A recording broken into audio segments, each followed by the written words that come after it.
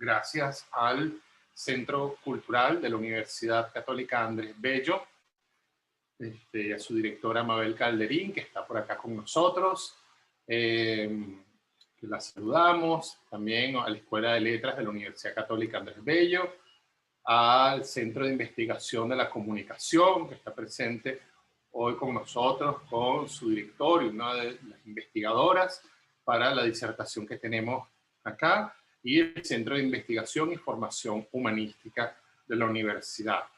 En conjunto han contribuido a que este pequeño seminario se pueda dar. Estamos aquí reunidos los profesores, doctores Gustavo Hernández, director del Centro de Investigación de la Comunicación de la Universidad Católica Andrés Bello, y la doctora Joana Pérez Daza, investigadora, comunicólogo, curadora especializada en fotografía. Y bueno, vamos a disertar hoy sobre Obra Abierta de Umberto Eco.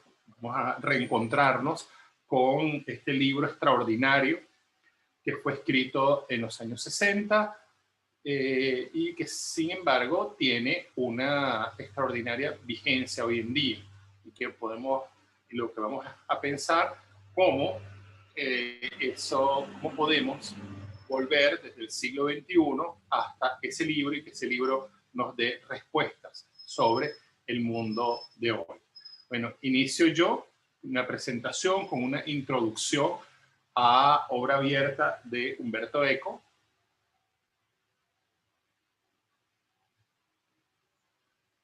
Y permiso, voy a compartir pantalla.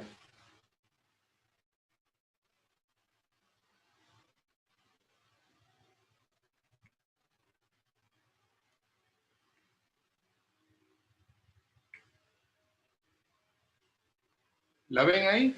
Gustavo, Joana, ¿se ve? Muy bien. Se ve. Sí, todo bien. Muy bien.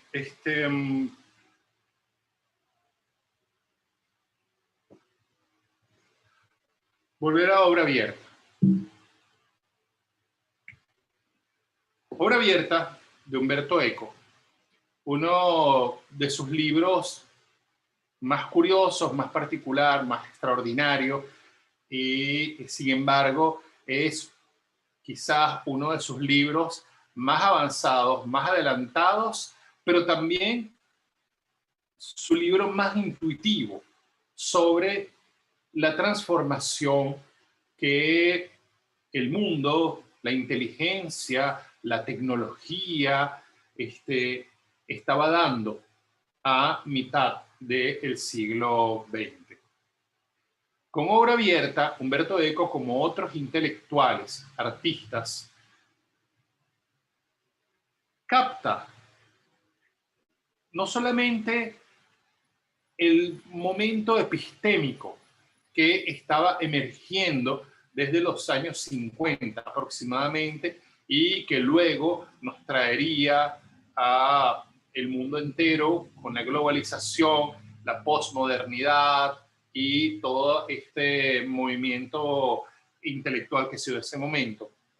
Esto, vamos a decir, fueron Obra Abierta, y otros libros importantes que ya vamos a ver fueron, bueno, quizás los primeros anuncios de una transformación que se estaba dando en el conocimiento y en la inteligencia y en el modo de abordar el mundo, no solamente en las humanidades, sino también, bueno, en la ciencia, que ya venía presentando una influencia para las humanidades muy importante desde principios del siglo XX. Obra Abierta se da su primera edición en 1962, pero entra dentro de este contexto que les digo, en un mundo y en un momento en que están saliendo una serie de obras extraordinarias. Yo puse algunas que ya nos mostraban otras estéticas diferentes a las que estábamos acostumbrados, con todo y las vanguardias, ¿verdad? pero eran estéticas que estaban además anunciando la salida y el fin de las vanguardias finalmente hacia los años 70 y los años 80. Ya aquí había un anuncio de todo esto. Y de la transformación en las estéticas contemporáneas de la idea, perdón, de sucesión de vanguardias a la idea de disrupciones múltiples en el escenario del pensamiento, en el escenario de la creatividad. Estas ideas que están en este libro, compuesto por varios ensayos, las había presentado Umberto Eco en el Congreso Internacional de Filosofía en 1958.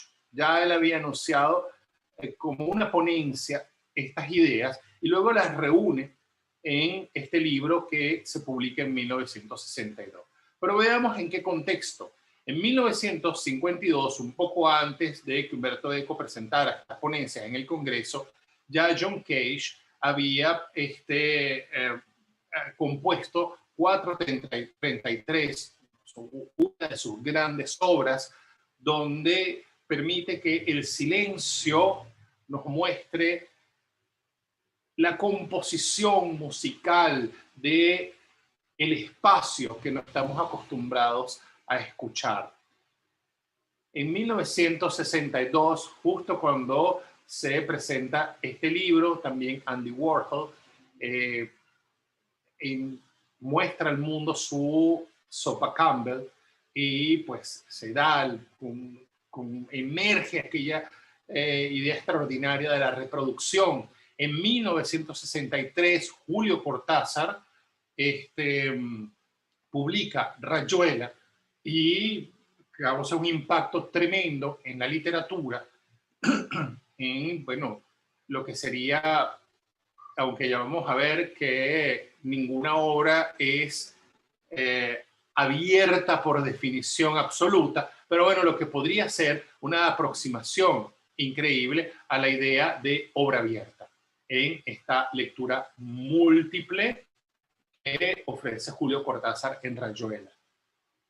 McLuhan en 1964 publica un libro que va a transformar el pensamiento en la comunicación y que va a abrir desde la Escuela de Toronto toda una línea que hoy sigue repercutiendo en el pensamiento contemporáneo.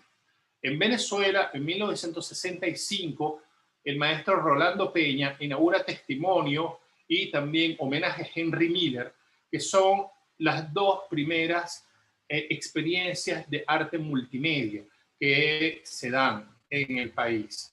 Y Rolando Peña, bueno, es un precursor en esto. En 1967, Jacques Derrida presenta De la gramatología en esta misma línea. En 1968, Osvaldo Trejo, gran escritor venezolano, hace su primera obra experimental, que es Andén Lejano, y logra una influencia importante en la literatura venezolana y abre este espacio de experimentación hacia el interior de nuestro país.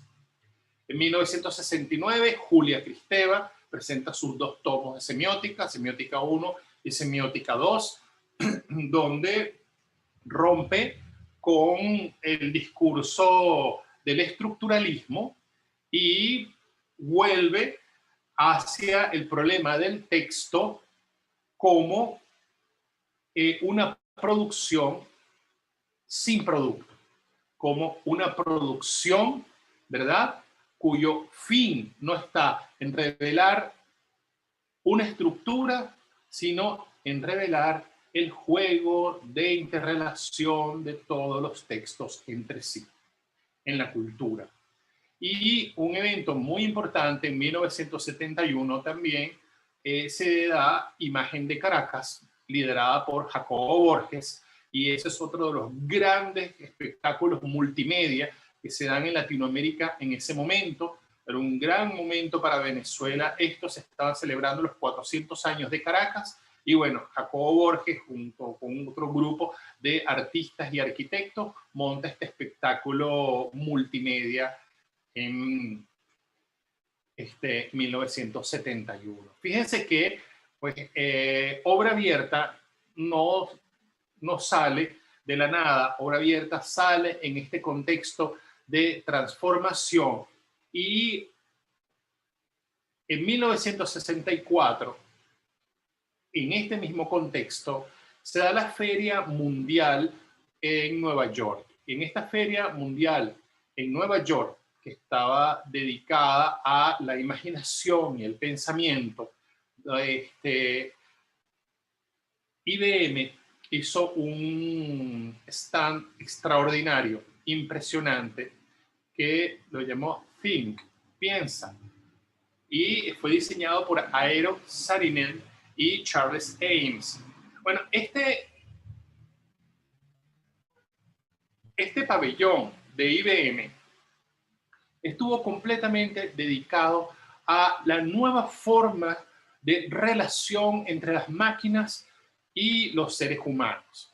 Y esa nueva forma de relación pasaba justamente por una apertura que ya estaba hablando de múltiples pantallas, múltiples formas de pensamiento, apertura, juego del lenguaje, juego visual, interrelación entre los discursos simbólicos, imagen, palabra, gestualidad, cuerpo. Y bueno, en este escenario extraordinario, fíjense que dentro de esta especie de geode que está ahí, que lo llamaron el huevo de la feria, adentro había un enorme cine, que es el que tienen aquí arriba, y con múltiples pantallas. También hay un ejemplo del lado derecho.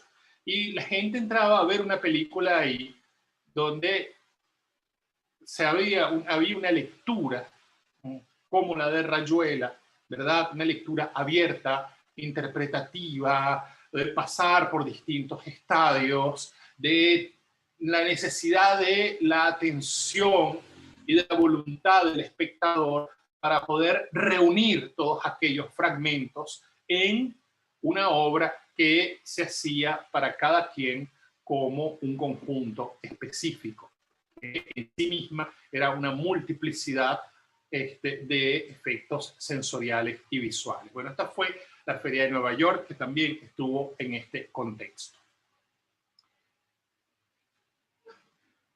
Umberto Eco nos presenta un trabajo donde la idea de obra, ¿verdad? En esta aproximación teórica al mundo contemporáneo, ya no puede ser visto como una unidad absoluta, mostrada por un autor y cerrada en un código específico que la determina, sino que una obra es un mensaje ambiguo, un mensaje plural. Y este mensaje ambiguo, este mensaje plural, convive en un solo significante. Aquí tenemos un ejemplo de la obra de Raymond Queneau, donde la lectura del poema, de un poema, al poder variar estas tiras, se hace de alguna manera infinita. El poema es un cosmos. Y entonces Umberto Eco va a hablar de desorden fecundo de una obra. Y va a decir, una obra no es un caos absoluto, aunque esté dado como un mensaje ambiguo y plural, es algo que se puede reconocer, ¿verdad? Y que puede ser agrupado, pero es en sí mismo un desorden fecundo. Está en el contexto de una poética, y ese contexto de esa poética, que era la poética emergente de la cultura contemporánea en ese momento, una poética que privilegiaba el proceso sobre el producto. El proceso era muy importante y lo que las obras mostraban era justamente la experiencia del proceso. Y entonces la obra de arte se abría hacia formas orgánicas y donde se fusionaban diversos niveles de experiencia. Y estos niveles de experiencia tenían justamente que ver con la experimentación de estos procesos donde se integran múltiples sensorialidades visuales, táctiles, auditivas. Se estaba desmontando, como decía McLuhan, el sistema dominado por la vista que se inauguró en la era de Gutenberg y se estaba pasando a una atmósfera de sensaciones integrales, holísticas, que era la atmósfera de la obra contemporánea. La estructura de una obra en sí misma es un sistema de relaciones, entonces, es un modelo general y por eso una obra puede tener una unidad, pero no es una unidad dictaminada por un centro, sino que es una unidad que se da dentro de este sistema de relaciones extraordinario. Una obra, por lo tanto, y esta palabra estuvo con mucha fuerza, esta frase tuvo mucha fuerza durante esa época, viene a ser una operación cultural y una operación poética. Los artistas hacían operaciones culturales, hacían operaciones poéticas, porque la idea de centrarse en el proceso tenía que ver con que yo no estaba otorgando algo terminado, sino que necesitaba de la participación del público al que yo me refería. Y por lo tanto, bueno, Umberto Eco en el libro nos habla de dos formas de estéticas que comienzan a separarse. Una estética definida, terminada, que es la del autor, la que se había tenido hasta ese momento, y una estética, ¿verdad?, de la apertura, que está relacionada al goce. Y esto es importantísimo. Roland Barthes va a hablar luego también del goce de la lectura. Y entonces la entrada del aspecto sensorial a la producción y el intercambio que la obra ofrece, bueno, abre un espacio al goce y al goce común, al goce que se comparte. Entonces hay una erótica de la palabra, una erótica de la imagen, una erótica del hacerse la obra de arte, que, bueno, empieza a hablarnos de una apertura. ¿Qué implica esta apertura? ¿Qué es lo que Umberto Eco anuncia con este libro? Que una obra abierta es una obra que no está terminada. Y esa idea de que no está terminada está centrada en la posibilidad de compartir la experiencia. No se trata de los non finito de la pintura clásica. En este caso, una obra no terminada es una invitación, ¿verdad?, a la experiencia. Y eso, como proceso semiótico, pues es un proceso de involucrar y hasta de intoxicar la misma obra con la presencia quizás de multitudes. La obra abierta es una obra ambigua. Está dada sobre la ambigüedad del discurso poético, y este discurso poético es un cosmos de multiplicidades interconectadas. La participación, la colaboración, ¿verdad?, implica una modificación continua, ¿verdad?, y una mecánica de combinatorias que se da en toda obra como obra en movimiento. Es decir, la obra siempre está viva en ese sentido. Y la obra no se puede reducir necesariamente al objeto, sino a esas relaciones que están dadas ahí. Humberto Eco pone como ejemplo las nubes de Calder del aula magna de la Universidad Central de Venezuela, y uno podría colocar también como ejemplo toda la obra extraordinaria del cinetismo que estaba en ese momento en boga y con mucha fuerza. Y bueno, la idea de que la obra de Jesús Soto o la obra de Carlos Cruz Diez no está en el objeto, sino está en las relaciones, justamente en ese cosmos de multiplicidades interconectadas, que Jesús Soto dirá: mi obra está en el quantum filosófico, pues su obra era invisible, estaba dada de relaciones y de experiencia. Entonces, Umberto Eco nos anuncia que el arte viene a ser finalmente no la realidad, ni la mímesis de la realidad, ni algo que va a sustituir la realidad, sino que en esta experiencia, en esta posibilidad de crear una poética de la experiencia, una poética del movimiento, la obra es un complemento de la realidad, aumenta la realidad, la complementa. Y eso crea, para él, entendió que esto estaba dado también por los vínculos extraordinarios que la obra de arte tenía ahora con la ciencia y con la tecnología.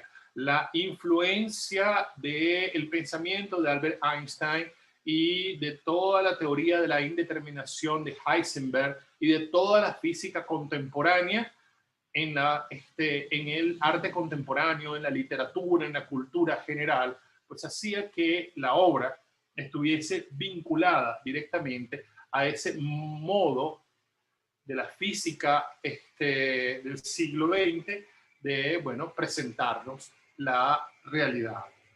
Entonces, esto, por supuesto, abrió el mundo a nuevas tecnologías, a nuevas formas de entender, nuevas formas de vinculación, a nuevas provocaciones.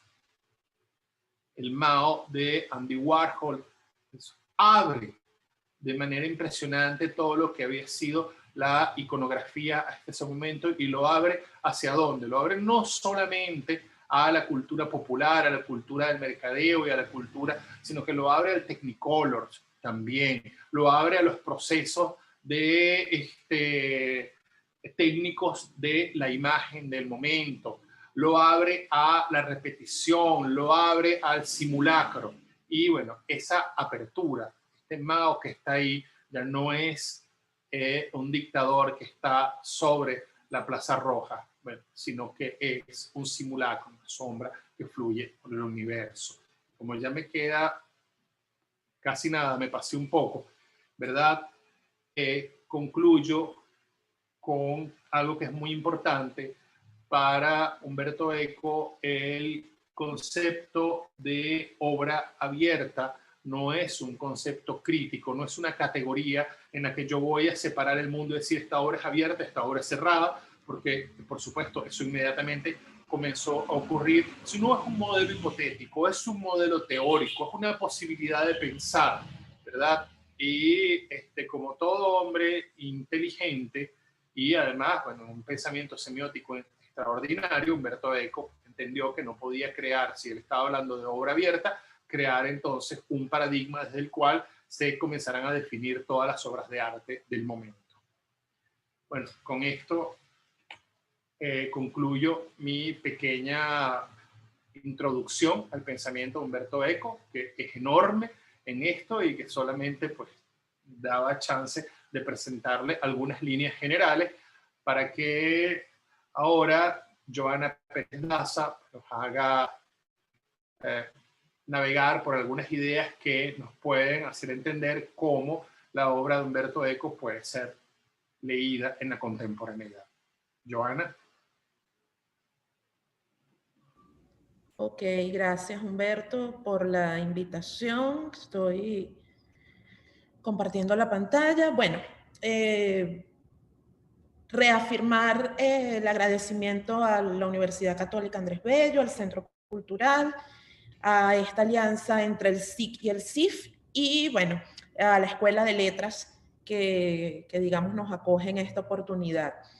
Cuando Humberto me comentó esta actividad, de alguna manera conecté con mis áreas de investigación, que es la imagen, que es la comunicación visual y específicamente la fotografía, y también buscar la manera de hacer una relectura aproximándonos, digamos, al contexto actual, al siglo XXI, y cómo esta teoría, este planteamiento, este modelo, como lo ha presentado Humberto, pues nos puede de alguna manera presentar ciertas rutas para entender la imagen y otra de mis áreas de interés, que es el fotolibro.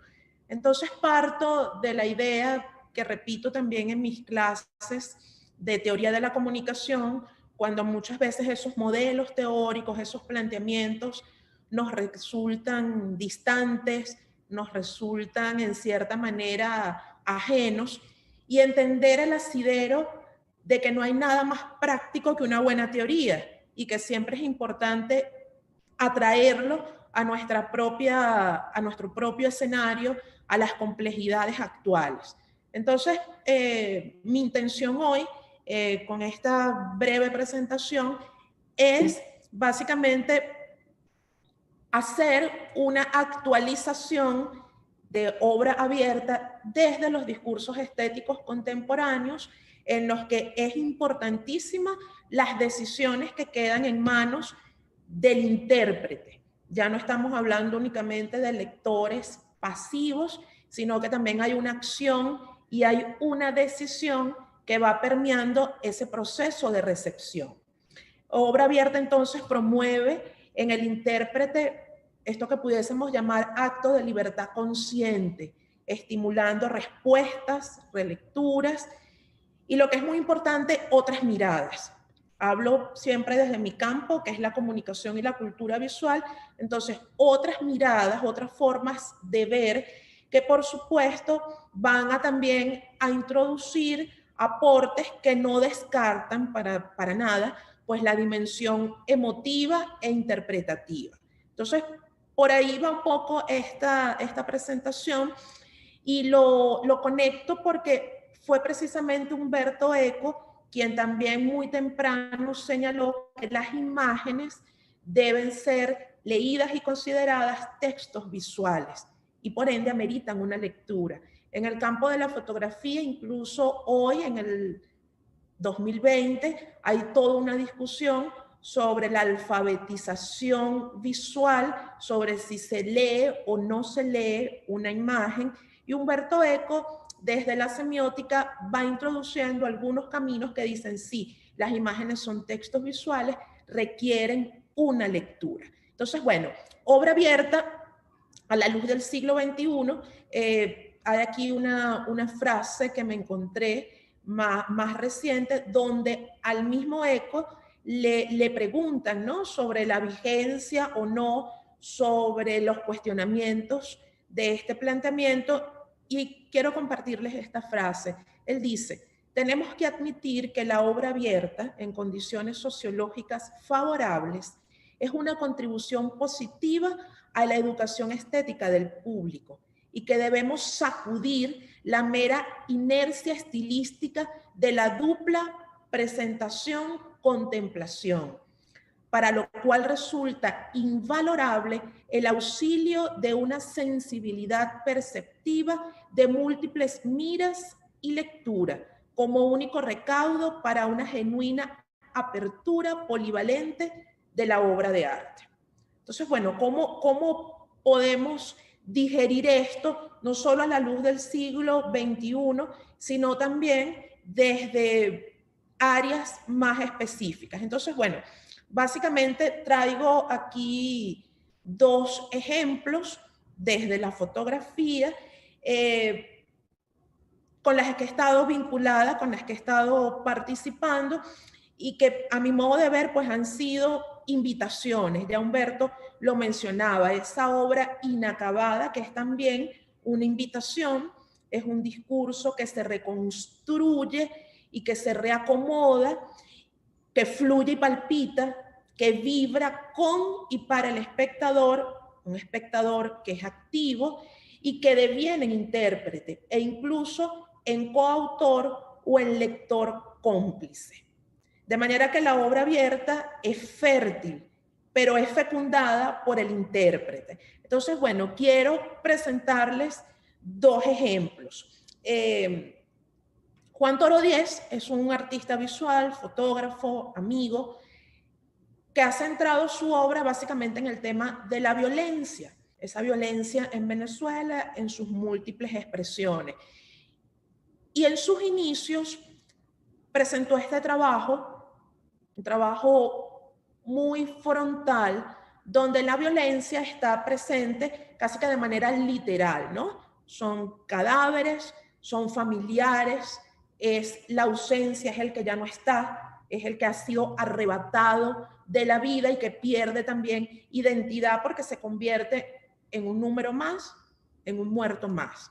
Entonces Juan Toro empieza a meterse en la morgue, a hablar con los familiares, a hurgar en este tema realmente complejo, y hace una exposición en la ONG, la organización Nelson Garrido, donde va presentando estas imágenes repletas de sangre, de muerte, imágenes realmente incómodas. De hecho, nosotros venimos desarrollando esa línea de la fotografía incómoda, donde por la crudeza de la imagen, la gente prefiere voltear la mirada, la gente prefiere no ver, porque son imágenes que realmente perturban. Y esto fue lo que ocurrió en ese momento. La exposición se presentó en este gran mural de sangre, de violencia, y la reacción de la gente fue salirse. La reacción de la gente fue: no quiero mirar, no aguanto mirar, e incluso otras consideraciones que han bordeado siempre el fotoperiodismo y también el arte, de cuestionar la ética del fotógrafo, no lo que se está registrando. Entonces, bueno, porque el fotógrafo se cuestiona y se habla de morbosidad, de amarillismo, y se da una discusión que diluye realmente el problema, que es por qué existen estas imágenes, por qué nos están matando, por qué los cuerpos en la morgue son tratados de esa manera. No es la fotografía lo que los hace indignas. ¿Qué ocurre? La reacción del público fue salirse. La sala quedó vacía, la gente quedó muy incómoda, muy perturbada, y bueno, se logró en cierta manera y en un contexto determinado, se logró una reacción, un agite, una incomodidad. Pero esa incomodidad al artista lo llevó años más tarde a replantearse este mismo trabajo. O sea, estas mismas fotografías, ahora a mostrarlas de otra manera. Y es así que en el 2018 presentamos en la Galería 3 y 3 la exposición que titulamos Puntos Suspensivos. Era una continuación, era un discurso en construcción. Y en esta oportunidad, ¿qué hicimos? Retomamos esas imágenes que acabo de mostrarles, que se presentaron años atrás en la ONG y que la gente volteó la mirada, que la gente no aguantó, que el estómago no resistió, y decidimos por todos esos elementos cubrirlas. Decidimos taparlas y dejar breves pistas, algunos gestos, dejar insinuaciones. Hicimos otra vez ese muro de dolor, de luto, y en esta oportunidad dejamos en manos del espectador la decisión de mirar o no. Señalamos, mencionamos, insinuamos, pero finalmente era el espectador el que decidía cuánto y hasta dónde acercarse. Esas imágenes fueron presentadas igual en estos muros negros. Además, el plástico con el que se usó era el plástico que colocan en los ataúdes. Pocas personas lo saben, y más bien remites como esas bolsas negras de basura.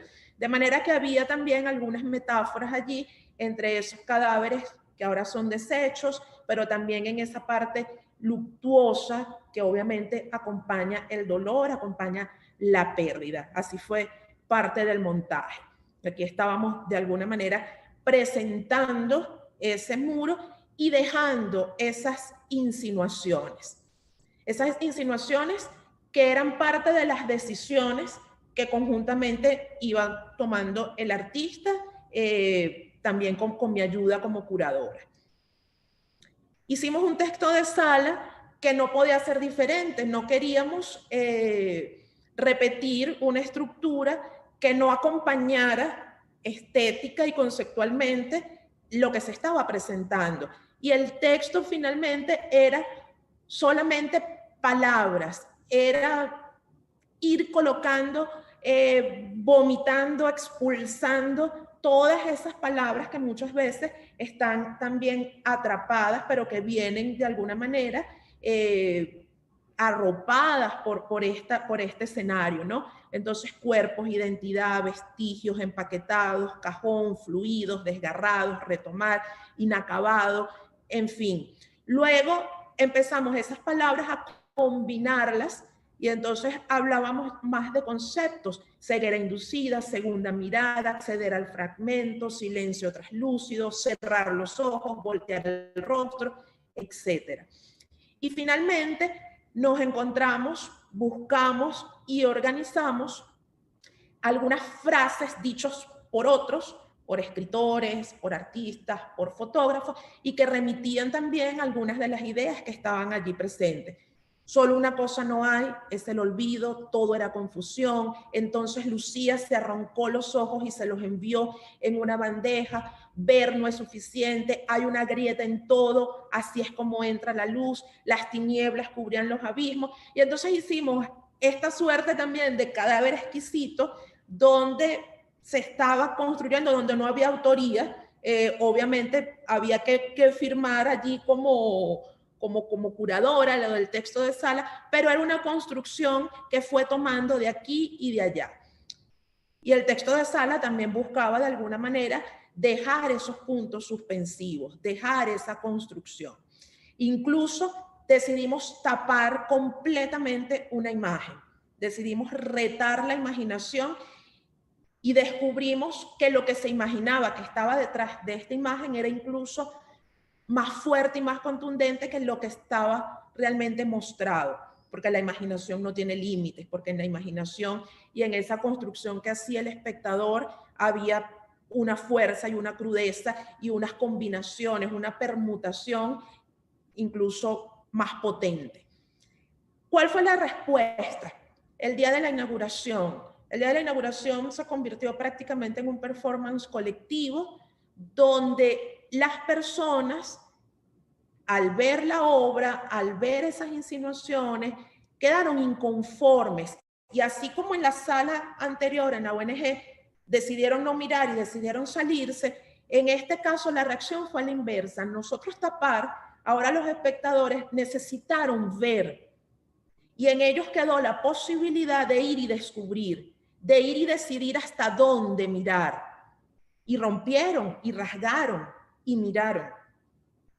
Y era muy curioso porque incluso personas del medio, fotógrafos respetados, artistas reconocidos, que tienen hacia la obra y hacia la dignidad de la obra como objeto cierto respeto, cierta distancia, pues se atrevieron a aproximarse y a rasgar. Era una necesidad de ver que venía precisamente por el velo, por lo que estaba tapado, por lo que estaba cubierto. ¿Qué hizo entonces el artista? Luego del día de la inauguración, luego de este performance colectivo, y que muchas de las imágenes, como estaban expuestas, se vieron realmente afectadas, decidió, aquí quizás lo pueden ver mínimamente, pero decidió ir nuevamente y remendar.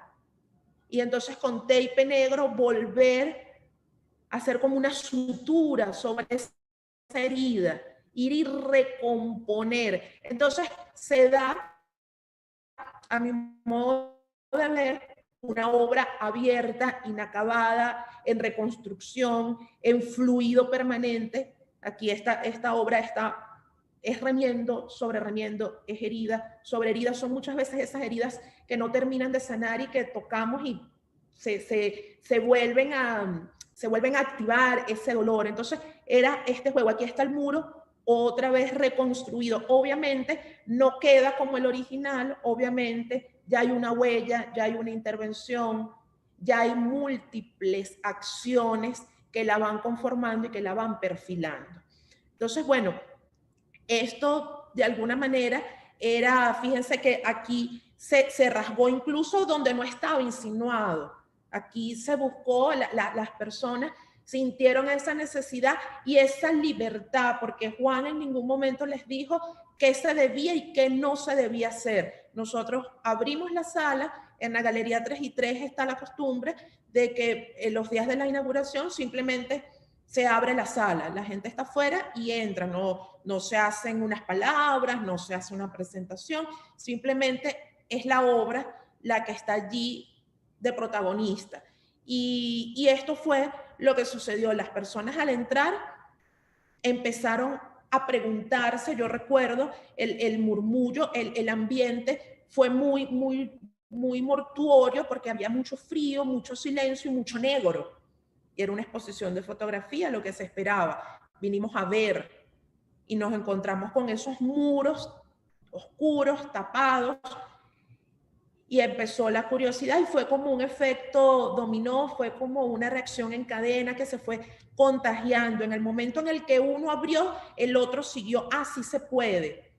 Entonces la obra fue mutando, la obra fue transformándose y nuevamente el artista vino y bueno, así estuvimos hasta el día de cierre. Después se hicieron visitas guiadas donde ya esto estaba remendado y donde se volvía a abrir. Entonces, bueno, como reacción, como ejercicio y como reflexión teórica posterior, a nosotros nos dejó, digamos que muchísimas aristas y muchísimos temas para reflexionar. Y bueno, me parece importante en el momento en que Humberto Valdivieso nos invita a repensar obra abierta de Humberto Eco, hacerlo ya desde una aproximación concreta y específica con los elementos que tenemos a mano, y eso era un poco lo que quería. Luego, hay otro ejemplo que acerca más, precisamente por los estudiantes de letras, al formato del libro y vinculado con la fotografía, pues al fotolibro. Este es un trabajo de Tonia Mengual que se hizo en 2014 y se llama Pine. Yo le voy a pedir a Norel que por favor nos comparta un pequeño video mientras yo les voy comentando de qué va Pine.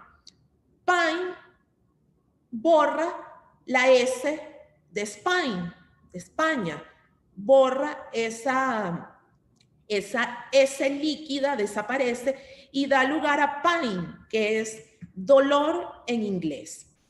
Podríamos considerar entonces este libro es como un estado de ánimo nacional, un retrato de la imagen nacional que ha tocado vivir en España en los últimos años. Habla de la corrupción, el paro, los recortes sociales, un momento de incertidumbre, de desesperanza, de indignación. Entonces, ¿qué lo hace? Bueno, este libro está cerrado. Este libro, para verlo, hace falta un objeto cortante para herir físicamente el libro y para acceder a ellas. ¿Okay? El rojo y el amarillo tapan las imágenes, las tienen escondidas. Para acceder a él hay que descubrir la realidad y se requiere para eso lo que ya mencionamos de obra abierta, pues tomar decisiones y una acción. El libro sin abrir o sin herir puede tratarse simplemente como un bloc de notas con hojas de colores.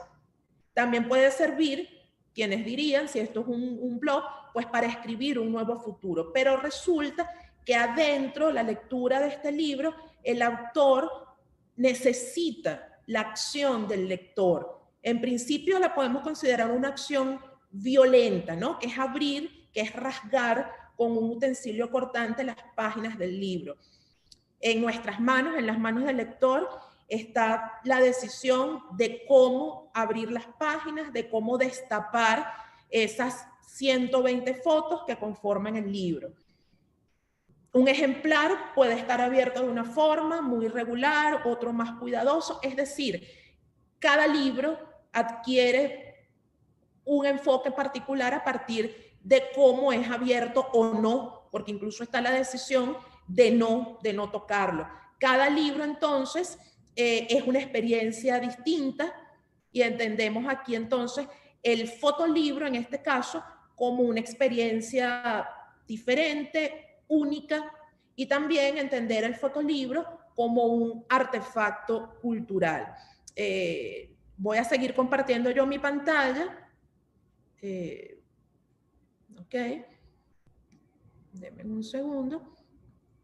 Entonces, bueno, este fotolibro, bueno, los colores de la bandera de España que ya no es España, que es dolor. Esta posibilidad de dejarlo así, de no hacer nada, que por sí mismo es una decisión. O la de rasgar, la de tocar, la de descubrir, pero queda entonces en manos del receptor hasta dónde miro, hasta dónde la curiosidad me lleva. Y es una decisión. Entonces, bueno, quiero darles las gracias y finalizar con esto, entendiendo algunas cosas.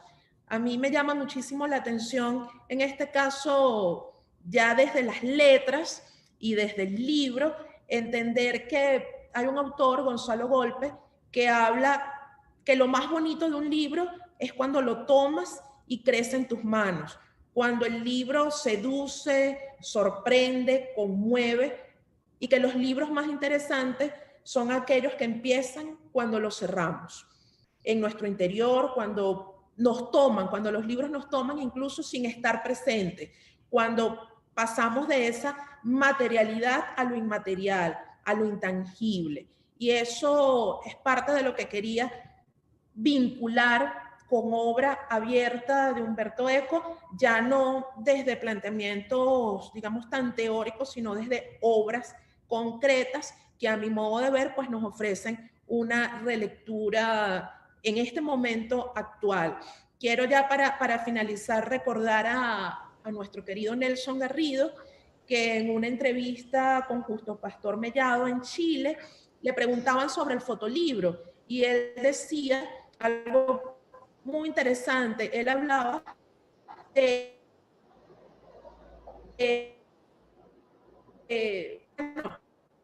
pensar al ser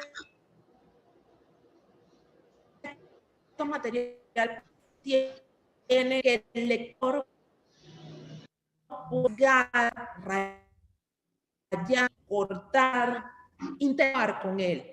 Allí es realmente donde al modo de ver de lo que Nelson expresaba en esa entrevista, comienza la verdadera vida de esto, es una obra abierta y que... No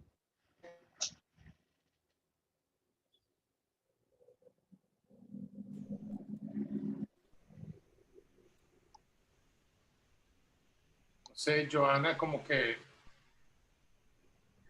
se le fue... Sí, pero escuchamos y... Hola. Sí, ya Joana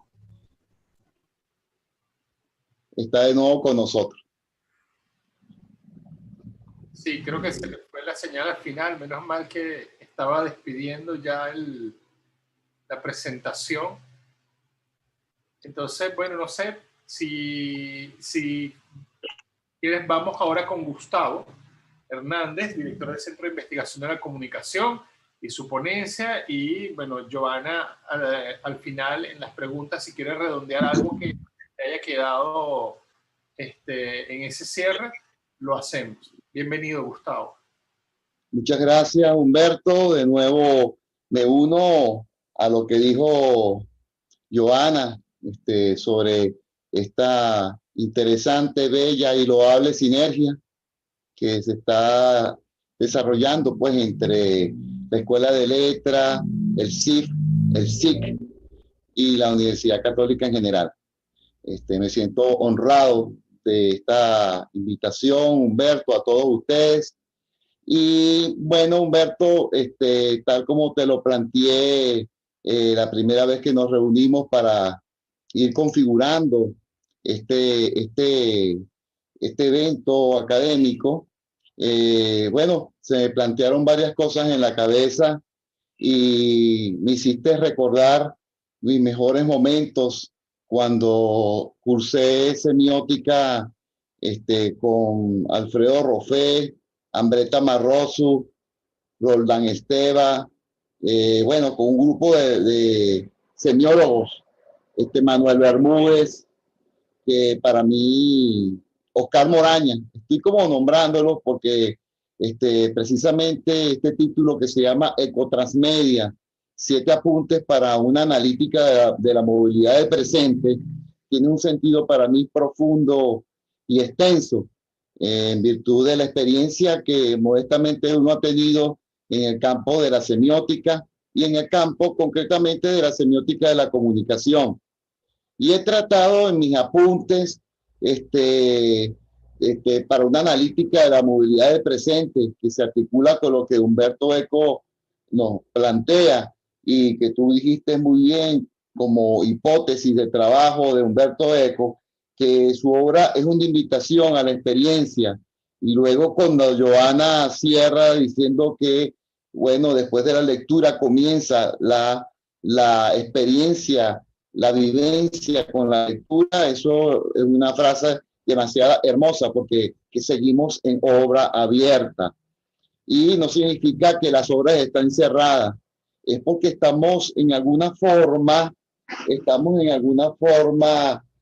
reconociendo al lector como un sujeto activo, al lector del siglo XX y al lector del siglo XXI, que vamos a ir caracterizando a través de mis apuntes. Y he considerado, Humberto, con la relación que tenemos desde hace mucho tiempo, que son mis apuntes de mi clase para teoría literaria 4.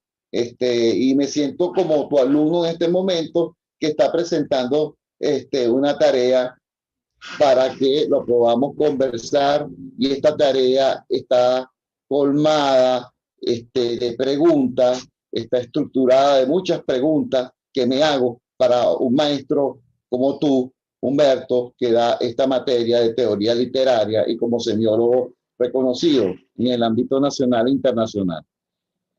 Por eso es que me propongo estos apuntes, y me acuerdo de Christian Metz, ¿no? Porque viene de allí, de los apuntes de la significación del cine. Entonces serían mis 7 apuntes para una analítica de la movilidad del presente a partir del eco transmedia que me proporciona la reflexión abierta, profunda y extensa de Humberto Eco. Siendo así, ¿no? Yo he preparado esta breve intervención en un momento teórica, otra demostrativa, en torno a Humberto Eco, pero que Humberto Eco, cuando escribe esta obra, no se imaginó la Internet y todo lo que significa la explosión de las redes sociales y de la sociedad red que Manuel Castel teoriza de una manera magistral en la era de la información. Siendo así, la obra abierta se expande, como lo diría Margarita D'Amico en su obra Al audiovisual en expansión. La obra abierta se expande a la inteligencia colectiva de Pierre Levy, se expande a la convergencia cultural de Henry Jenkins, se expande a la analítica de la movilidad del presente de tu persona, Humberto, se expande a George Siemens y todo lo que significa el conocimiento y la conectividad, y por supuesto a la teoría de la narrativa transmedia, cuando todos los medios cuentan, de Carlos Escolari. Esto es para decir que son mis referentes inmediatos, tal como lo podría decir Roman Jacobson cuando habla de las funciones del lenguaje. Siendo así, estos referentes me atrevo a señalar en estos momentos, porque no tengo un guión totalmente, y mi mente es una obra abierta, que entre el Humberto sin H y el Humberto con H hay una intersección importantísima. Cuando nosotros revisamos la obra, ya el texto de Analítica de la Movilidad del Presente de Humberto Valdivieso, que fue editado por Ediciones de la Universidad Católica Andrés Bello. Ya hablaremos de eso adelante. Y haciendo mi primer apunte, son 7 apuntes. Mi primer apunte, lo leo rápido, pero me inspiró el texto de Humberto, de los dos Humbertos y de todos los que acabo de señalar, diciendo esta primera frase o un discernimiento muy personal de madrugada. En esta submañana, la teoría literaria converge con la comunicación líquida de Zygmunt Bauman y con la cultura red de Henry Jenkins. Trataré de repasar y también de interrogarme sobre la narratología, estructuras metaliterarias y semióticas en la cultura contemporánea. Cultura que no es de masas exclusivamente, cultura que sí se moviliza en la analítica del presente de Humberto Valdivieso, presente que es el ya de oro de Rafael Cadena. El lector se abre ante la obra para que la cultura, su cultura y las culturas dialoguen en presente y en gerundio siempre movible, leyéndose, amándose, padeciéndose en el jardín de Borges, el de los senderos que se bifurcan, Somos obra abierta. La labor de Sísifo. Nuestra vida onírica es obra abierta, narrativa espontánea y genuina, eco que nos invita a reconocernos como lectores, audiencias y prosumidores. Vaya tarea la que me toca con mi ciberaudiencia. Y aquí voy a partir de este primer apunte y presento a Pierre Levy cuando nos habla de la inteligencia colectiva como una expansión de obra abierta en la sociedad red.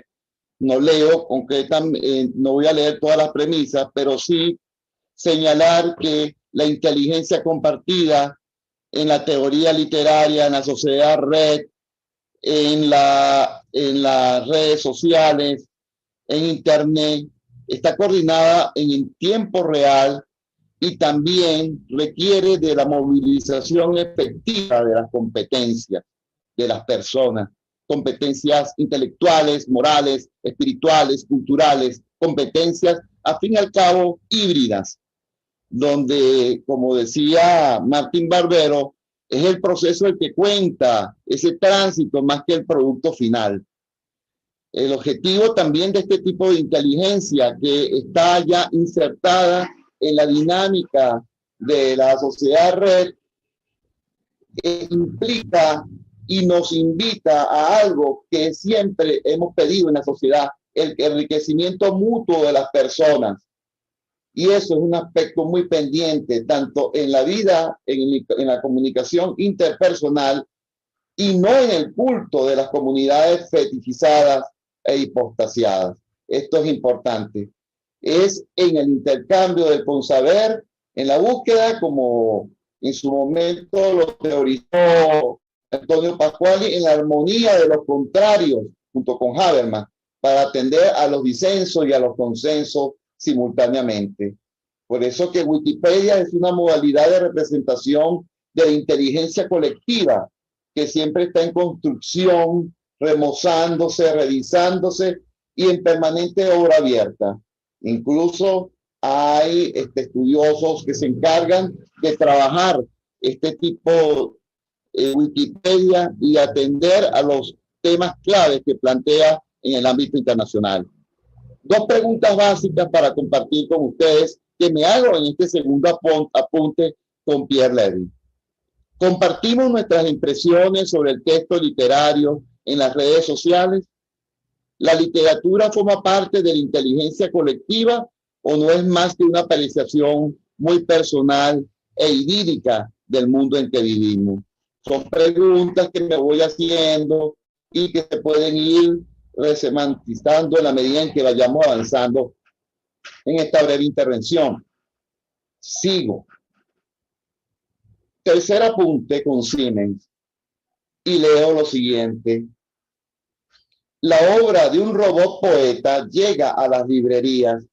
Más lejos ha llegado la editorial china Kiss Publishing, que ha llevado a las librerías el poemario La luz solar se perdió en la ventana de cristal, firmado por un autor hasta ahora desconocido, Microsoft Little Eyes.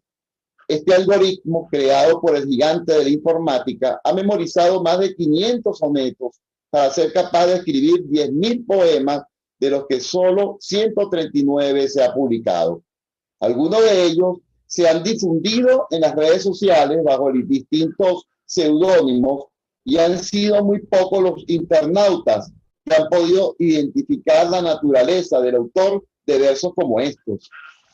La lluvia sopla a través del mar, un pájaro en el cielo, una noche de luz y calma, la luz del sol, ahora en el cielo, corazón frío, el salvaje viento del norte, cuando encontré un nuevo mundo.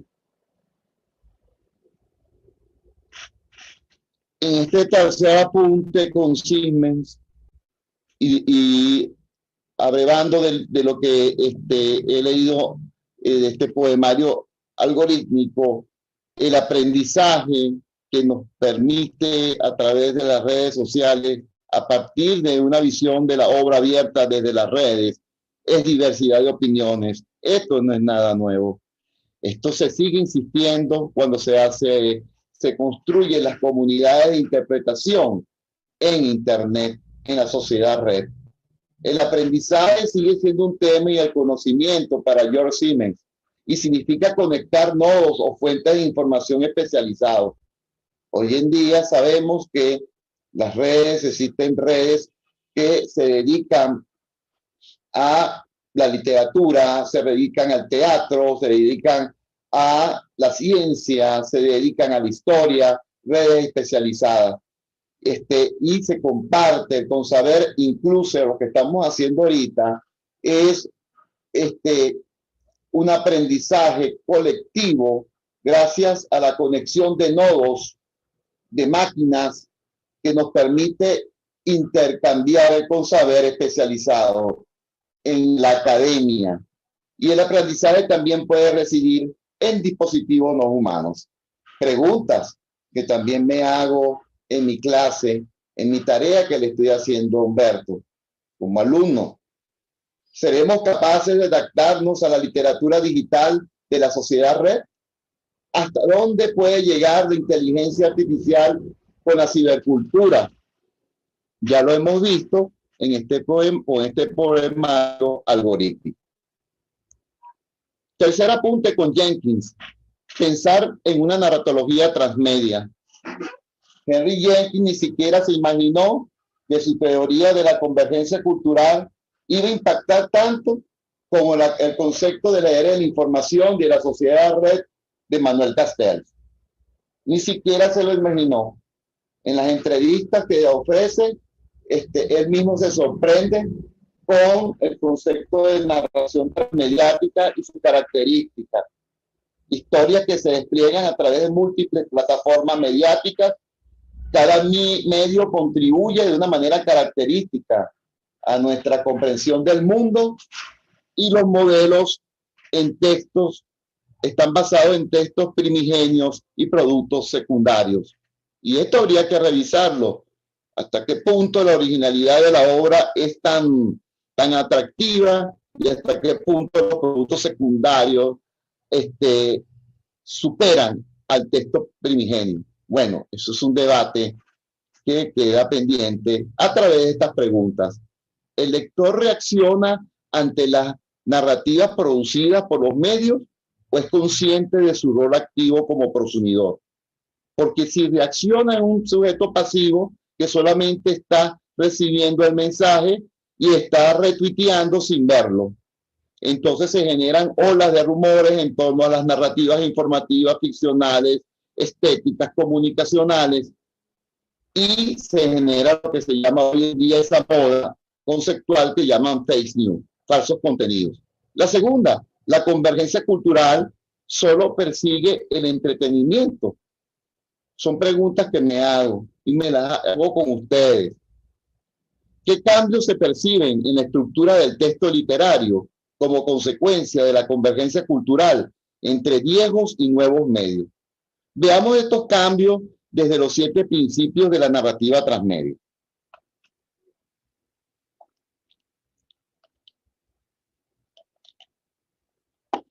Hay 7 principios que Jenkins nos presenta y que están acá en esta lámina muy resumido, pero que todo apunta a la relación entre el lector fan, seguidor apasionado y el que produce contenidos en las redes sociales.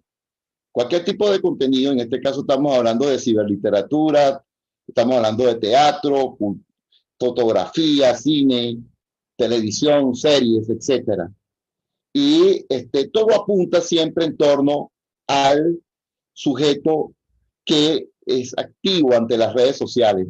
Fíjense que sin entrar en detalles en estos principios de la narrativa transmedia, que deberíamos ir pensando en teorías literarias que pudieran hacer una metalectura de estos 7 principios básicos, fíjense que todo gira en torno al lector. Expansión: el lector difunde esas narrativas transmedia. Por ejemplo, puede difundir una película de una novela como Crónica de pobres amantes, de Vasco Pratolini, Agostino de Moravia, ¿verdad? Puede profundizar o explorar otros universos narrativos y de pronto el personaje de Crónica de Pobres Amantes o El Jardín de los Finzi Contini, uno de esos personajes se extrae y se convierte en el personaje principal de la obra y se crea otro universo narrativo. Tenemos también la posibilidad de que los fans, los seguidores busquen otras narrativas parecidas a la novela que yo he mencionado y se creen otros universos narrativos. Fíjense cómo esto ha cambiado radicalmente con respecto al lector del siglo XX antes de la llegada de Internet. Después viene la extracción de universos, integrar universos narrativos por parte del fan, el seguidor, e incorporarlo a la vida cotidiana. Lo que implica que cuando uno cierra el texto, se incorpora a la vida cotidiana algún tipo de mensaje, algún tipo de metáfora, algún tipo de enseñanza que nos pueda dar, o algún tipo de crecimiento espiritual o de escena que nos pueda ofrecer o brindar esa narrativa. Y bueno, está la parte que concierne a la inmersión. Esa parte de la inmersión, la serialidad y la subjetividad gira en torno siempre al prosumidor. Al prosumidor que es el que le hace seguimiento, es el que promueve, es el que desarrolla todo lo que va haciendo el que desarrolla ese universo narrativo. En este caso, es el fan, el seguidor apasionado, el que le hace la promoción, el desarrollo de ese universo narrativo y que se puede convertir también en un sujeto prosumidor en un momento determinado. Esto es una asignatura pendiente para la teoría literaria. Y aquí me baso en mi cuarto apunte con Humberto Valdivieso.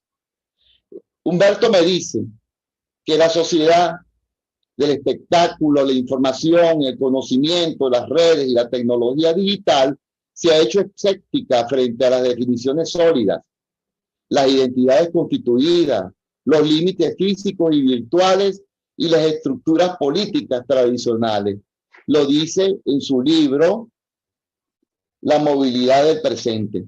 Y nos preguntamos, motivados por Humberto, si no es oportuno aprovechar ese escepticismo, que no es nihilismo para Humberto, para replantearnos premisas esenciales que nos permitan hacernos de una teoría literaria que tienda puente con las nuevas formas de expresión y de contenido de las narrativas transmedia y de la literatura electrónica, la ciberliteratura, que solo puede existir en Internet. Vaya pregunta. Seguimos con mis apuntes.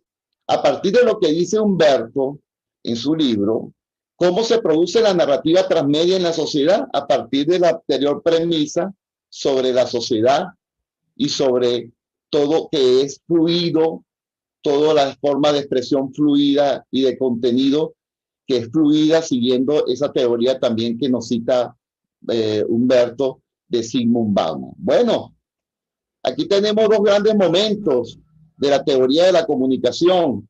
La teoría frankfurtiana, ¿no? Ya no es la definición sólida de la teoría frankfurtiana. Ustedes como espectadores vieron películas, han visto películas en cine, en televisión, videojuegos, leen. Eso es antes de la llegada de Internet, pero con la llegada de Internet, el todo es más que la suma de las partes. Y con una definición líquida como la que nos presenta la movilidad del presente, los contenidos son generados por los prosumidores. Los contenidos son generados por los prosumidores. Y aquí vemos que películas, juegos y libros se unen como un rompecabezas porque se crean universos narrativos muy complejos cuyas estructuras narrativas, la voz de relato e incluso el tiempo que estamos acostumbrados a definirlo como analexis, prolexis, elixis, cambia totalmente la manera de entender esos contenidos generados por los prosumidores. Siendo así, rápido, Matrix, Harry Potter, eso lo pueden ver en el libro de Jenkins, ¿no? Que tiene que ver con las narrativas transmedia y cuando todos los medios cuentan, ha pasado del cine, ha pasado a la animación, a los videojuegos, a los cómics, Harry Potter también, del libro pasa al cine, a los videojuegos, etcétera. Igualmente la Guerra de las Galaxias, de la década de 70, significa, pasa a la televisión, después pasa a la animación, al cómic. Ustedes en su cultura audiovisual, en su cultura televisiva, habrán visto que existen entonces ese universo narrativo que se resemantiza a partir del canon original.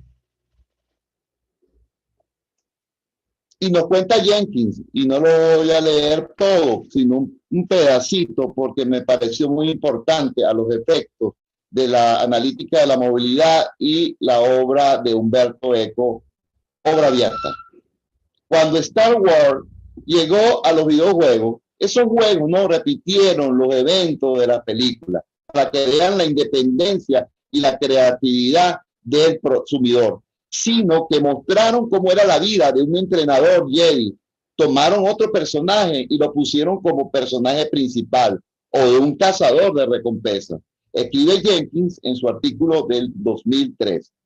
Y bueno, y sigue siendo, y sigue existiendo más ejemplos al respecto. Entonces, mi quinto apunte, ya estoy, estamos sobre el tiempo.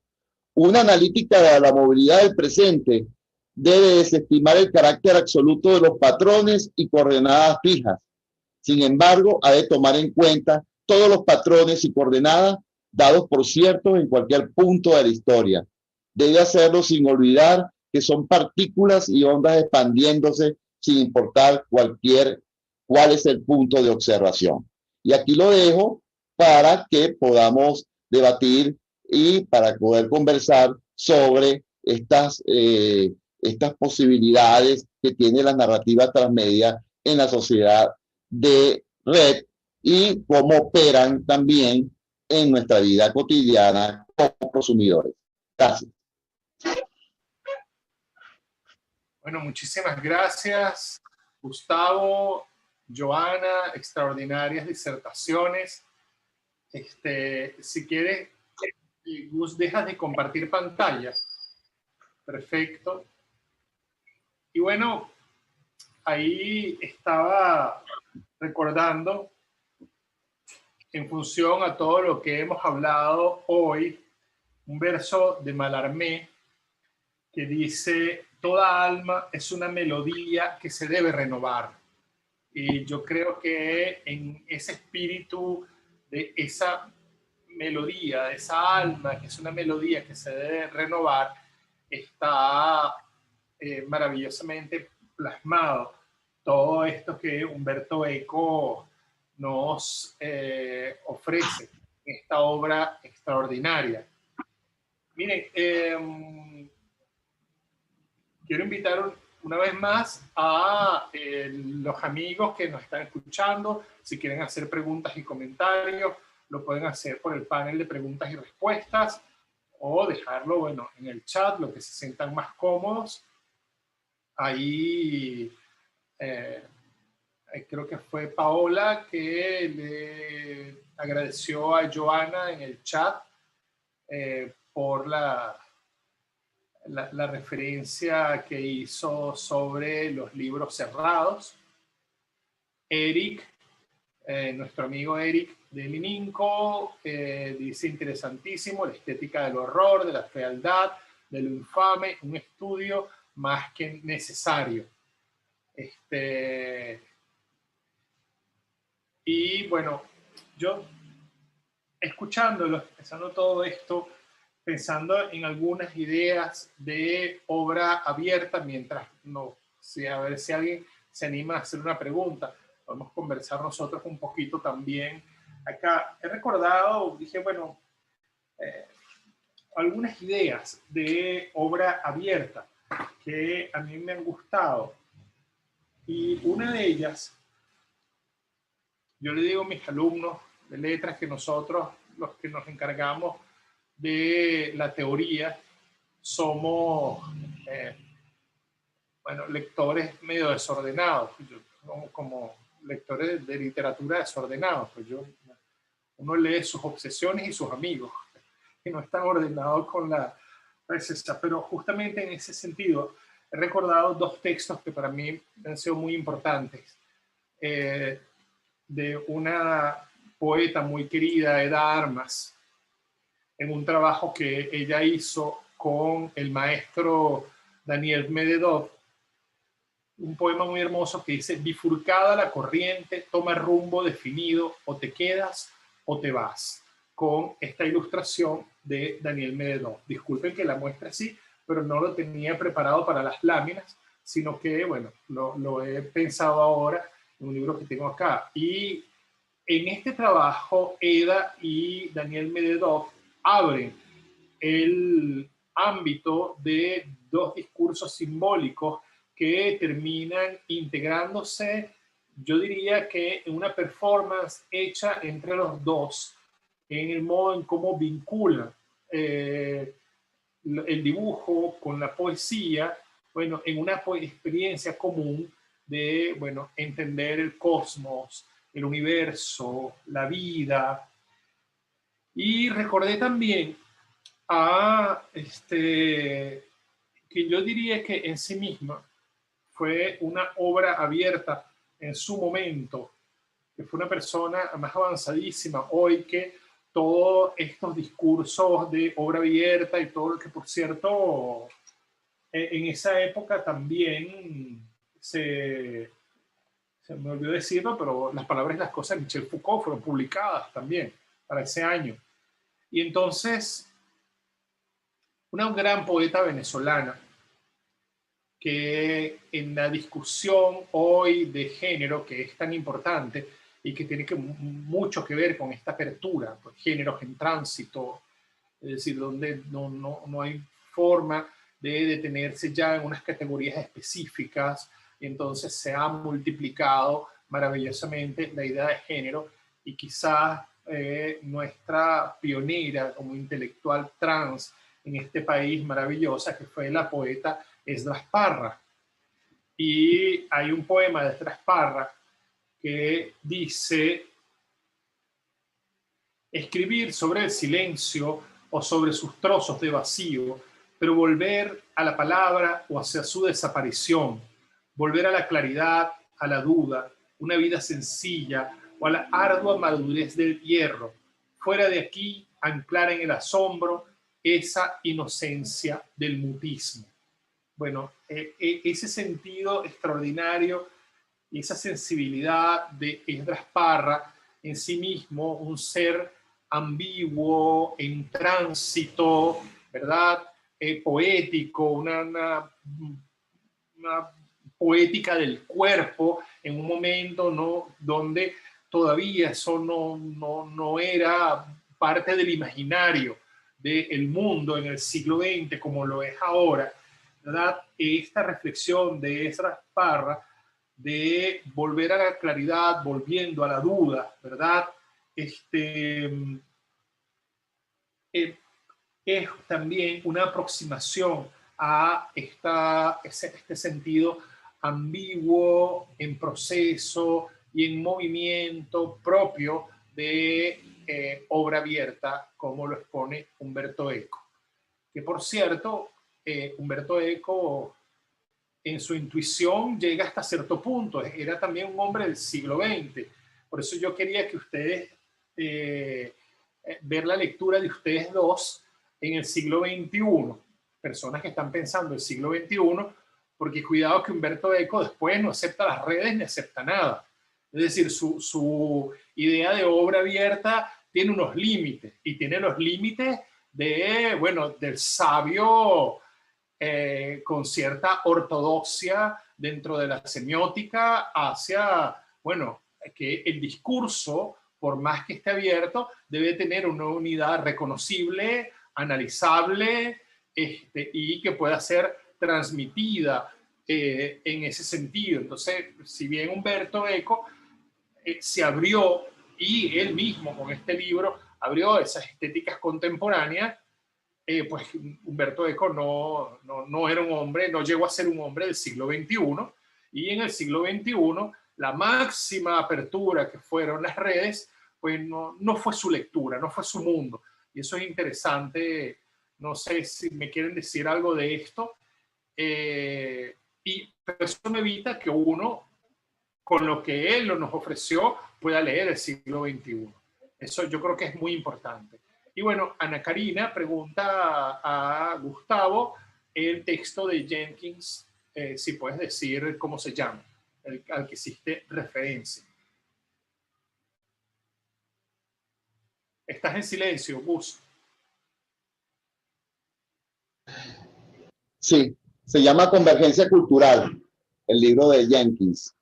Y está incluso colgado en Google. Lo puedes, está en PDF, y es un libro muy importante para poder entender los tipos de convergencia que existen en la literatura, en la pintura, en el cine, y que yo considero que con ese libro de Convergencia Cultural hay una explosión nuclear con respecto al significante y el significado que en el siglo XX no podíamos percibir. Hoy en día yo digo que la semiótica tiene una segunda oportunidad. En la época en que yo estudiaba semiótica, era la época de la cultura Gutenberg, ¿no? Y nosotros cuando hacíamos los análisis semióticos, bueno, lo que hacíamos era utilizar el código lingüístico y en algunos momentos colocar una imagen que no estaba en movimiento. Hoy en día, la semiótica, la cibersemiótica tiene una segunda oportunidad fabulosa. Ya lo ha mostrado Joana con su presentación en vivo de fotografía y del libro que se presentó en video. Nos permite a nosotros demostrar a través de la teoría literaria, a través de la semiótica, aquellos aspectos de los nuevos significantes, de los nuevos significados que se están generando en la sociedad red. Por ejemplo, yo tenía como sexto apunte las nuevas jergas, ¿no? Que se dan, ¿no? En torno a una semiótica que debería atender a estos aspectos. Lo tengo aquí compartido en pantalla como mi sexto apunte, si me permite, para terminar de responder, Humberto, ¿no? Lo tengo por acá. Ya va, aquí lo tengo. Y lo tenía por este lado, ¿no? Como sexto apunte, ¿no? Que decía, entre fragmentos, discursos y velocidad, para la persona que me preguntó sobre la convergencia cultural. Y cito a Humberto diciendo, el tránsito del siglo XXI no ha terminado y aún carece de ella. Solo permite observar fragmentos de discurso, formas de conocimiento y territorios emergentes, desplazándose a grandes velocidades y en múltiples direcciones. Nada tiene un lugar, un tiempo o una forma específica. Y esto lo puedo dibujar de esta manera, porque tengo trabajando en un modelo de comunicacional en redes sociales, que no es, y que Manuel Castel no ha concluido, pero fíjense que de todo a todo, como la narrativa transmedia o cualquier tipo de expresión a través de la ciberliteratura explota de significado y de significante hasta el punto que cada uno va armando su universo narrativo. ¿Cuál es el papel entonces de la nueva teoría literaria? Esa es la pregunta, porque cuando nos las hacemos, vemos esta jerga que usted ya se habrá actualizado al momento en que yo estoy hablando, esta jerga que dice así, amiga YOLO, LOX, OMG, cuarentena por ciento, AX, KK, y lo que sigue de esa jerga. Y lo que estamos leyendo no es un mensaje enviado de otro planeta. Se trata de una conversación entre dos personas que dice así, con esa jerga de la movilidad del presente, porque ya no está. Amiga, solo se vive una vez, se ríe a carcajadas, la otra contesta, oh Dios mío, esta cuarentena, por cierto, dame los datos de la persona, está bien, ahora regreso, bien, te amo, besos y abrazos. Todo a través de esta jerga. Lo cual sí estamos hablando de la jerga red en presente efímero. Dejando de compartir pantalla, es como responder a ese apunte que seguía después de mi sexto apunte de lo que estaba desarrollando en mi disertación. Mira, hay un profesor, yo le tengo mucho aprecio, que ha trabajado estos temas, lingüista, que es Ricardo Tavares, extraordinario, y que sería interesante que esto, discutirlo con él, porque bueno, Ricardo se ha aproximado mucho al análisis de toda esta jerga y estos neologismos del lenguaje en Internet. Hay dos comentarios, los voy a hacer para que ustedes lo aborden. Moisés nos dice, sí, la modernidad es móvil, eso significa que cada hecho individual se vuelve menos significativo. Mayor cantidad de contenido significa que cada pieza individual pierde relevancia. Si el mundo moderno es movimiento, es más fácil ser olvidado más rápido dentro del constante devenir de la vasta Internet. Y Paola Reyes nos dice, muchísimas gracias por esta experiencia. La última diapositiva es posible tenerla. No sé, me imagino que es la de Gustavo. Me pareció muy interesante para repasarla. Me encantó la frase, mi mente es una obra abierta. No estudio filosofía, pero gracias a estos seminarios me he interesado muchísimo en estos tópicos. Mi aproximación a Umberto Eco comenzó en la estructura ausente y no voy a dudar en revisar esta obra que se ha debatido hoy. Hay un tema que me llama la atención y me gustaría saber sus opiniones. Y es que el texto también se transforma por experiencia individual. Es decir, la obra cambia cuando cambia su lector. Esto también se relaciona con las multiplicidades conectadas que mencionaban al inicio. Bueno, voy a terminar de leer todas y después las discutimos en general por el tema del tiempo, ¿no? Que ya no queda tanto. Paola Reyes nos pregunta, ¿es que se diferencia la obra abierta del concepto de texto de Kristeva? Muy interesante. Y María Di Muro dice, buenos días, muchas gracias por estas presentaciones, considerando la propuesta de Umberto Eco y además de las ideas que se han formado a partir de su planteamiento, ¿cómo pudiera considerarse la persistencia académica de teorías y formas de análisis para acercarnos a las obras? Podríamos hablar de un diálogo entre la propia experiencia de lo estético y la experiencia de los otros, más que de un concepto de teoría. Bueno, eso está muy interesante también. Joana al inicio hizo una referencia importantísima sobre lo que implica abordar la teoría y abordar el mundo desde la teoría. Y José Vívenes nos dice, buen día, claras disertaciones sobre el arte como conocimiento y espacio significante de comunicación y especulación y sus relaciones con otros espacios de visibilidad cultural, su polivalencia. Pero estamos a la espera de propuestas inciertas o del silencio de la obra, del silencio del arte o del autor, como lo plantea Susan Sontag. Bueno, muy interesante. José, lo saludo, gran artista venezolano que, bueno, pudiésemos colocar aquí también entre los ejemplos que trabajaríamos de obra abierta. Bueno, hay muchas cosas, pero si quieren, bueno, vamos tomándolas por parte. No sé, Joana, si quieres.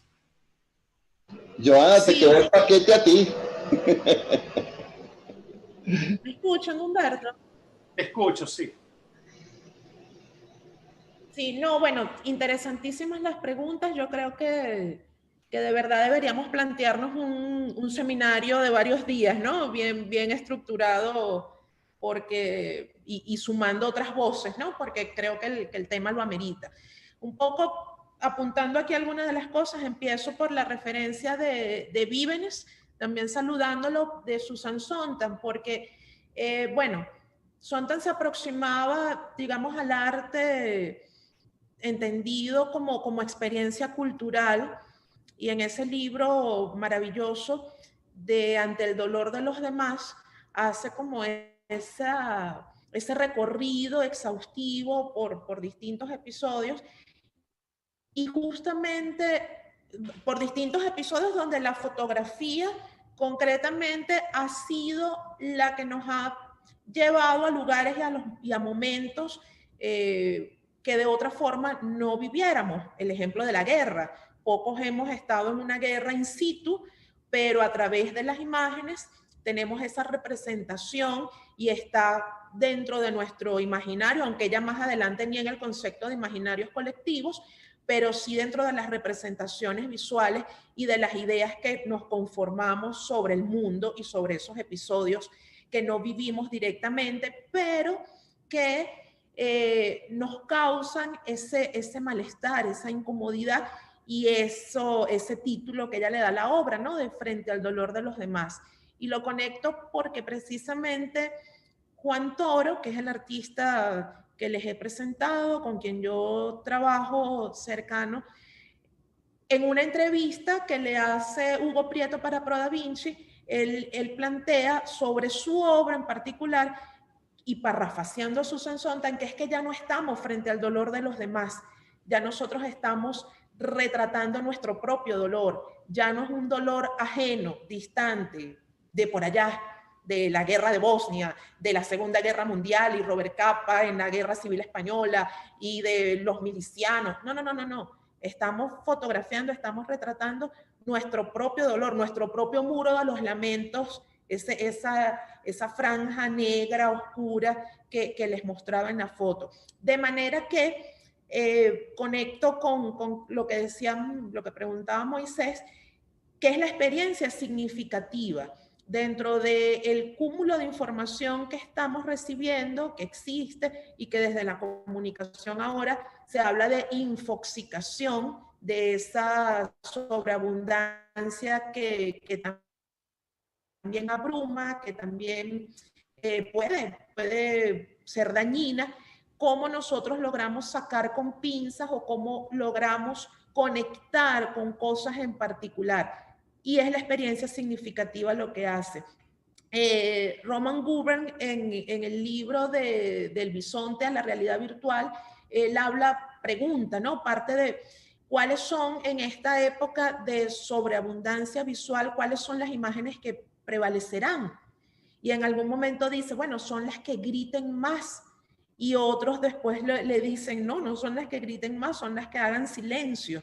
Entonces podemos hablar del silencio de la imagen. Bueno, aquí viene la parte de la experiencia, aquí viene la parte, y también un poco parafraseando a Gustavo, que habla de que lo efectivo es lo afectivo, y eso afectivo tiene que ver con las emociones y tiene que ver también con las singularidades.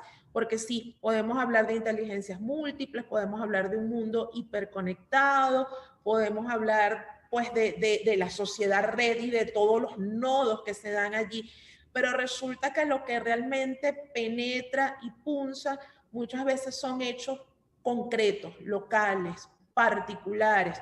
Y aquí nuevamente tratando como de buscar ejemplos concretos, vuelvo otra vez a Juan Toro, porque en el trabajo El Búnker, él nos presenta desde un caso específico de un secuestro, nos presenta pues las dimensiones de un hecho tan grande, tan complejo, tan abrumador dentro de nuestra propia realidad, pero él digamos que lo acota a un caso específico y desde la singularidad es capaz de ofrecernos múltiples perspectivas y allí empezamos nosotros a entender que no es una cifra, que no es un número por allá distante y lejano, sino que es una persona que tiene rostro, que tiene familia, que tiene identidad, que tiene una historia.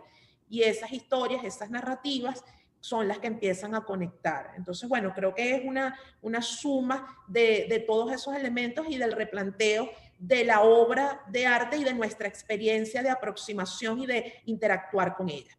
Por aquí Nora nos está diciendo que quedan pocos minutos, así que bueno, cierro por aquí. Bien, yo quería, me parece importante la pregunta sobre obra abierta y Kristeva.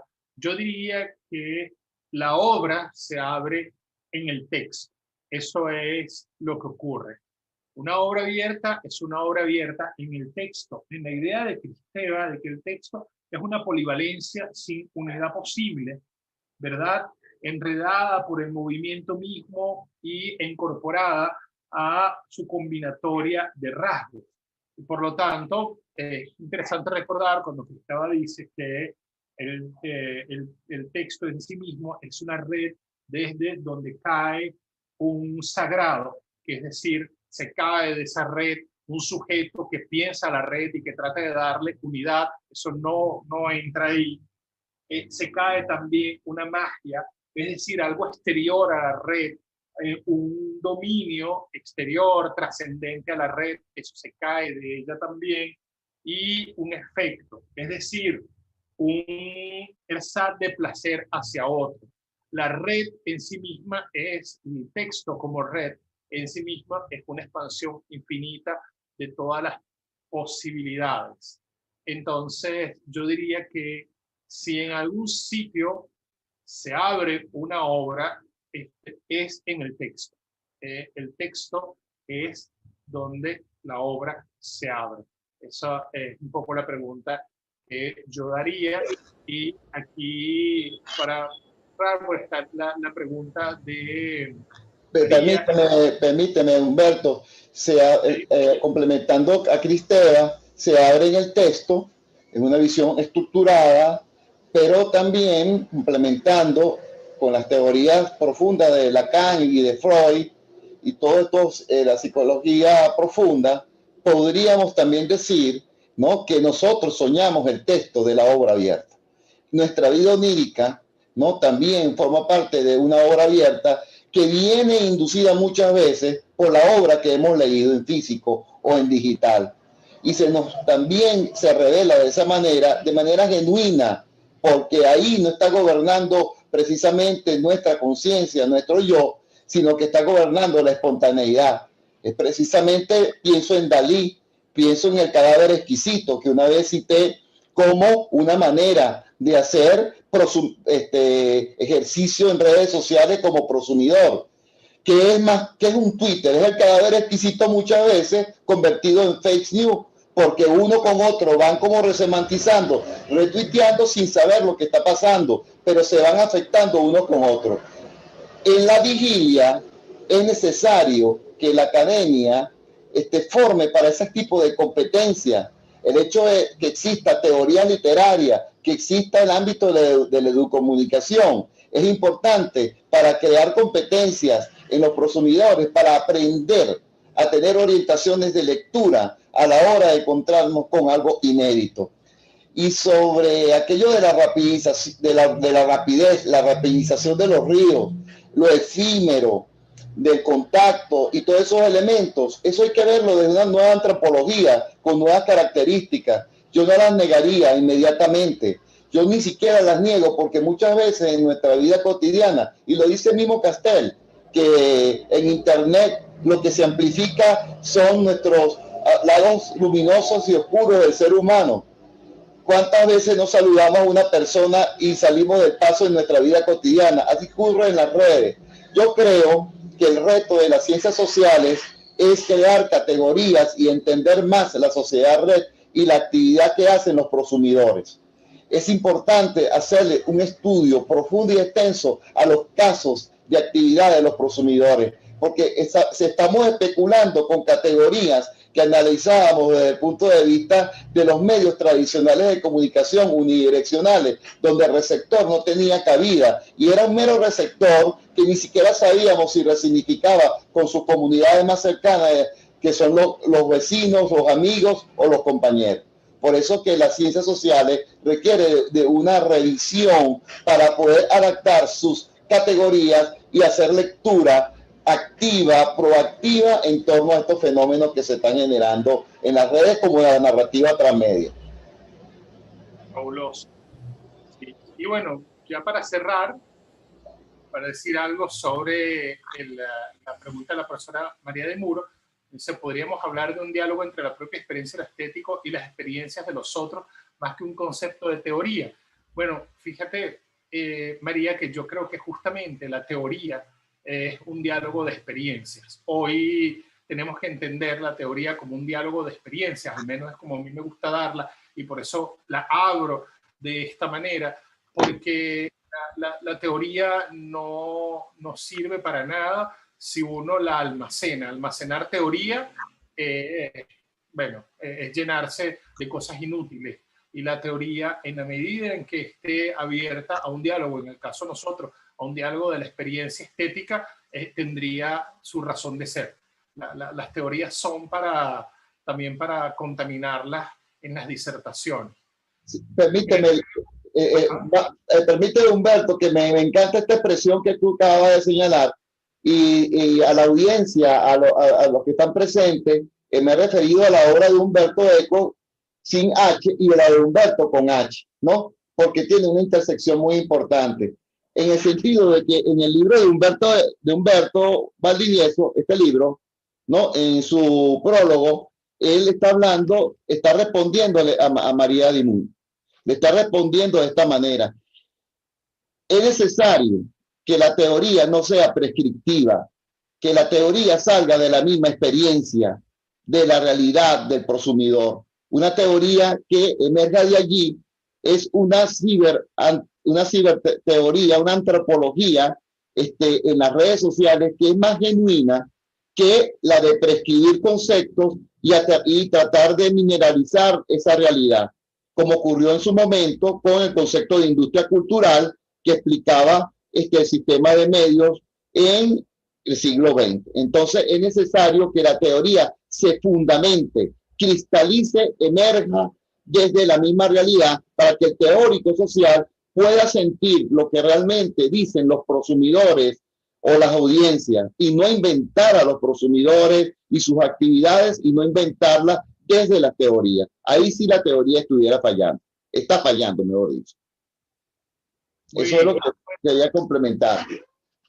Hemos tenido una jornada extraordinaria. Ya se nos fue el tiempo. Ojalá tuviésemos más. Como dice Joana, todos estos temas y esas preguntas increíbles que nos han hecho dan como para hacer un seminario más largo o hacer varios seminarios. Ya tendremos la oportunidad de volver otra vez a conversar. Y pues quiero agradecerle de nuevo a Gustavo y a Joana, que han sido unos panelistas de lujo, que han preparado un material denso, fuerte, interesante y además provocador para pensar, que es la razón por la cual nosotros estamos en la academia, provocar el pensamiento. Agradecer al Centro Cultural UCAP, agradecer al Centro de Investigación de la Comunicación, al Centro de Investigación y Formación Humanística, a la Escuela de Letras, a todos los alumnos que estuvieron acá hoy. Espero que les haya sido de mucho provecho este seminario, a los artistas, intelectuales, curadores, amigos que se conectaron. Estamos muy felices de verlos ahí. Y bueno, les deseamos un maravilloso fin de semana y gracias por haber compartido con nosotros. Hasta luego. Muchas gracias.